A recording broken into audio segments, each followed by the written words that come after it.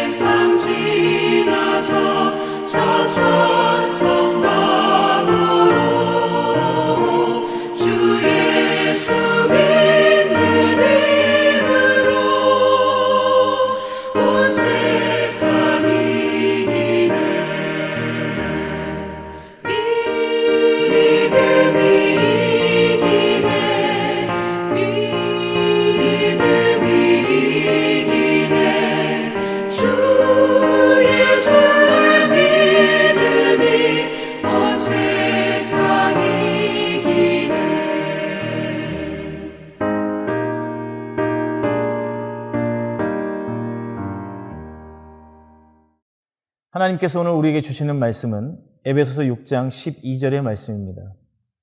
우리의 씨름은 혈과 육을 상대하는 것이 아니요 통치자들과 권세들과 이 어둠의 세상 주관자들과 하늘에 있는 악의 영들을 상대함이라.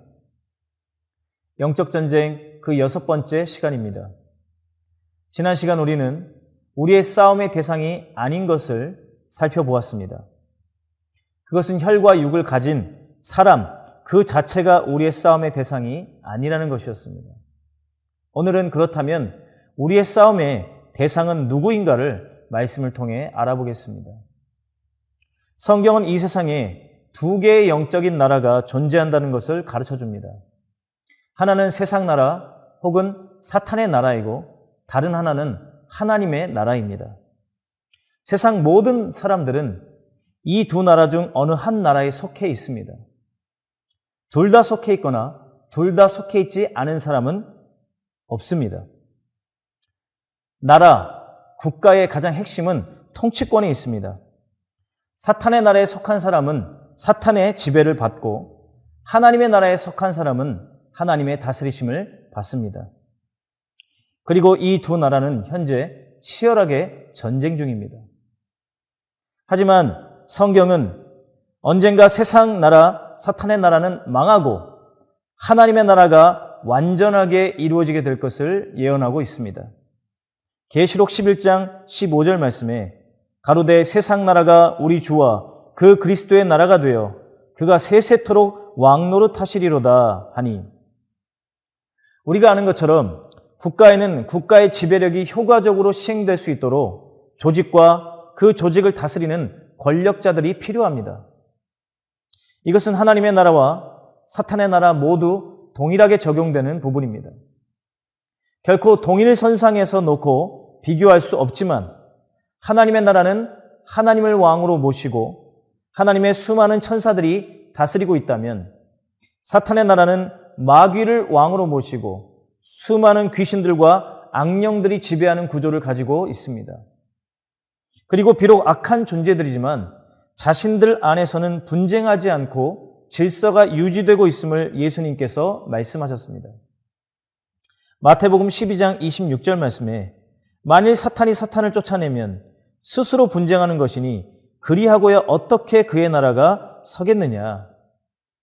오늘 말씀 에베소서 6장 12절 뒷부분에 우리의 싸움의 대상으로 표현된 것들은 사탄의 나라에서 지배적인 위치에 있는 귀신들, 일종의 계급을 표현한 것입니다. 그런데 그중 일부는 천사들의 종류를 나타낼 때도 동일하게 사용되기도 합니다. 이 계급들이 정확하게 어떤 의미를 가지고 어떤 역할을 하는지 성경이 자세하게 설명하고 있지는 않습니다. 중세 신학자들 가운데 천사들이나 악령들의 조직에 대해서 깊이 연구한 사람들도 있고, 또 카톨릭에서는 이것을 체계적으로 정리해서 실제적인 신앙생활에 활용하고 있지만, 결국 성경이 매우 제한적으로 말씀하시기 때문에 인간적인 상상력과 성경을 벗어나는 내용들을 포함할 수밖에 없습니다. 우리가 기억할 것은 사탄의 나라에 그 나라를 지배하는 악령들의 조직과 권세를 가진 존재들이 있다는 것입니다. 본문의 말씀을 살펴보면 에베소서 6장 12절에서는 우리의 싸움의 대상을 크게 4가지로 말하고 있습니다. 통치자들, 권세들, 어둠의 세상 주관자들, 하늘에 있는 악의 영들입니다. 한글 성경에는 잘 표현되지 않았지만 헬라어 원문과 영어 성경은 이 각 단어들 앞에 대항하여라는 단어를 반복적으로 붙여서 이들 하나하나가 전부 싸움의 대상임을 분명하게 가르쳐 줍니다. 중요한 것은 이 대상들의 구체적인 내용은 알 수 없어도 이들 모두 능력과 권세를 가진 존재들이라는 것입니다. 에베소서 2장에서는 이 모든 악한 영들의 수장인 사탄을 다음과 같이 표현하고 있습니다. 에베소서 2장 2절 말씀에 그때 너희는 그 가운데서 행하여 이 세상 풍조를 따르고 공중의 권세 잡은 자를 따랐으니 곧 지금 불순종의 아들들 가운데서 역사하는 영이라. 공중의 권세 잡은 자라는 표현은 이들이 이 세상 가운데서 얼마나 막강한 영향력을 행사하고 있는지를 알게 해줍니다. 특별히 불순종의 아들들, 그러니까 하나님 없이 살아가는 수많은 불신자들 가운데서 이들은 강력하게 역사하고 있습니다. 그들에게 하나님을 대적하는 지혜를 주고 교회와 신자들을 공격할 수 있는 힘과 권세를 주고 있는 것입니다. 그리고 그들 가운데 많은 사람들이 우리가 살아가는 세상 국가에서 권력과 힘을 가진 자들입니다. 우리의 싸움은 사람을 상대하는 것이 아니지만 그들이 가진 하나님을 대적하는 지혜와 힘과 권세와의 싸움입니다. 예수님께서 이 땅에 계실 때 바리새인과 서기관들, 종교 지도자들과 선한 싸움을 싸우신 것은 그들이 힘과 권세로 하나님을 대적하는 것에 대한 싸움이었습니다. 사도들도 마찬가지입니다. 여기서 우리가 자칫 오해하지 말아야 할 것은 권세 그 자체는 악한 것이 아닙니다. 왜냐하면 모든 권세는 하나님께 속한 것이기 때문입니다. 성경은 우리에게 하나님께서 세우신 권세에 순종하라고 가르쳐 주십니다. 로마서 13장 1절 말씀에 각 사람은 위에 있는 권세들에게 복종하라. 권세는 하나님으로부터 나지 않음이 없나니 모든 권세는 다 하나님께서 정하신 바라. 하지만 그 권세나 권위에 대한 순종에는 명확한 한계선이 있습니다. 그것은 주 안에서입니다. 하나님께서는 우리에게 부모에게 순종하라고 하셨고 거기에는 단 한 가지 조건이 있습니다. 주 안에서입니다. 이것을 다른 말로 하면 주 밖에 주님의 뜻을 벗어나고 주님을 대적하고 주님을 거스르는 일에는 결코 순종하지 말라는 것입니다. 하나님을 제외한 모든 것들은 하나님의 권세 아래에 있기 때문입니다. 우리는 하나님께서 주신 권위와 질서에 복종해야 합니다.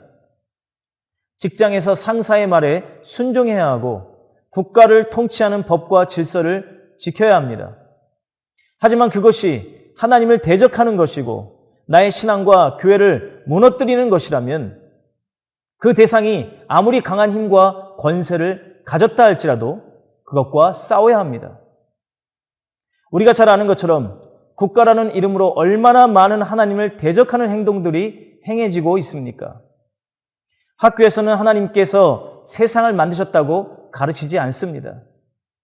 학교의 가르침이 당연히 받아들이고 순종해야 합니까? 동성애를 조장하고 죄가 아니라는 것을 법으로 만들어서 하나님을 대적하고 있습니다. 이런 악한 일에 결코 순종할 수 없습니다. 지금도 전 세계 수많은 국가들이 하나님을 대적하는 법을 만들고 교회와 성도들을 악랄하게 핍박하고 있습니다. 그것은 하나님께서 부여하신 권세의 범위를 넘어선 것이고 영적으로 싸워야 하는 것입니다. 고린도후서 10장 3절 4절은 다음과 같이 말씀하십니다. 우리의 싸우는 무기는 육신에 속한 것이 아니요 오직 어떤 견고한 진도 무너뜨리는 하나님의 능력이라.